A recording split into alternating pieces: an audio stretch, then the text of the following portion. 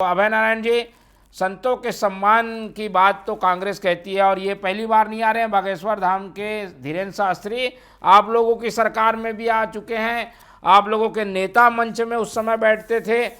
अब ये अचानक पराये हो गए हैं, अब बुरे लग रहे हैं, बीजेपी के एजेंट लग रहे हैं, इसकी क्या वजह है?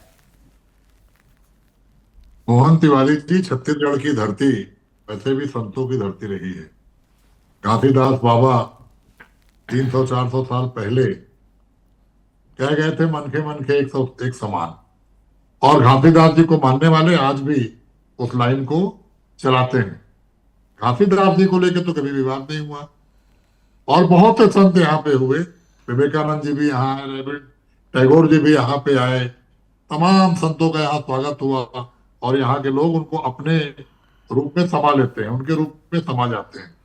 लेकिन भारतीय जनता पार्टी की 11 साल की सरकार केंद्र में और 2 साल से यहाँ 15 साल रमन सिंह की सरकार रही, तो कभी साधु बाबाओं का रमन सिंह जी को आवश्यकता नहीं पड़ा, ना उस समय भाजपा को आवश्यकता पड़ा। रमन सिंह जी 3 चुनाव जीता। जो भी वो अपने कार्य करते थे कांग्रेस के विरोध के बाद, जनता उनके पक्ष में खड़ी रहती थी। लेकिन रमन सिंह के 15 साल के राज में ये देखने को नहीं मिला कि एक जाति दूसरे जाति के खिलाफ, एक धर्म दूसरे धर्म के खिलाफ खड़ा होता हो और सरकार खड़ा करती हो। लेकिन ये 2 साल की सुशासन की सरकार वो तमाम चीजें कर रही है जो नहीं करना चाहिए।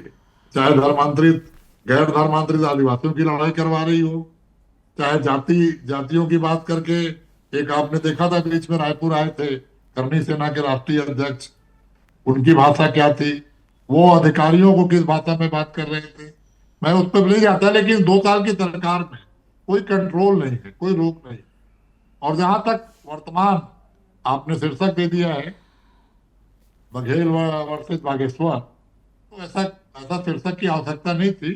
भूपेश बघेल जन नेता हैं, कांग्रेस के नेता हैं, पूर्व मुख्यमंत्री हैं, छत्तीसगढ़ी संस्कृति के ध्वज वाहक हैं, वो रहेंगे।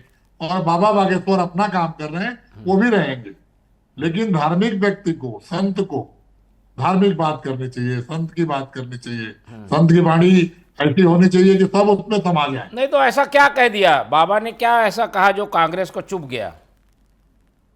देखिए, बाबा जब भी यहाँ आते हैं तो कोई ना कोई ऐसा तिगुफा छोड़ के जाते हैं। जाति की बात भी उन्होंने कई बार की है, तो बहुत ज्यादा मैं बाबा के बयानों पर नहीं जाऊंगा। भूपेश बघेल जी 21 दिसंबर को एक सम्मेलन में थे और सम्मेलन में अंधविश्वास के ऊपर बोल रहे थे और उन्होंने कहा कि अंधविश्वास समाज में नहीं फैलाना चाहिए। आज गरीब गरीब हो, दलित को आज उसका अधिकार नहीं मिल रहा है। लोकतंत्र और संविधान की संवैधानिक संस्थाएं रक्षा नहीं करने के बजाय दुरुपयोग कर रही हैं। तो उन विषयों को उठाते हुए अंधविश्वास की बात की।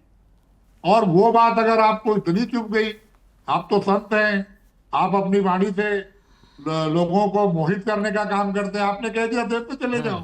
मतलब हमको अपने विचार प्रकट अगर हम कर देंगे तो हम देश से बाहर चले जाएं, हम देशद्रोही हो गए। तो जो काम भाजपा करती है, जो काम आरएसएस कहती है, वही लाइन तो उनकी भी थी कि आप विदेश चले जाओ।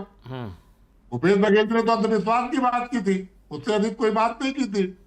आप उनको कहना था कि हम अंधविश्वास नहीं फैलाते। दूसरी बात, वो अभी जो आए हैं भिलाई, उनको शासकीय विमान से लाया गया।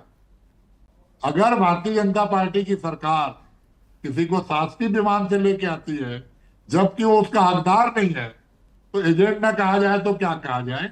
इसकी जवाब तो भारतीय जनता पार्टी के लोग देंगे, सरकार के लोग देंगे कि एक बाबा के लिए आप प्लेन भेजते हैं, कितने गरीब मरीज एम्बुलेंस नहीं पाते, कितने लोग एयर एम्बुलेंस नहीं जुटा पाते, जिनको आप सहायता नहीं करते।